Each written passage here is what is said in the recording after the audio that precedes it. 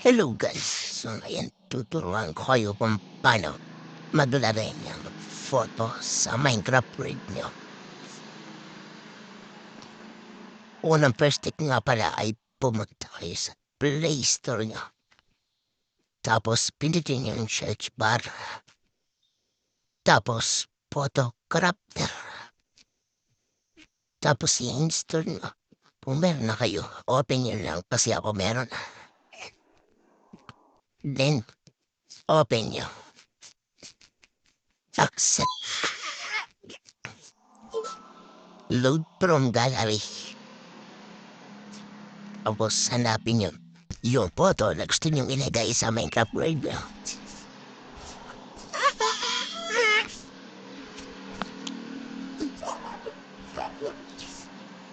So sa akin, ito yung napili ko.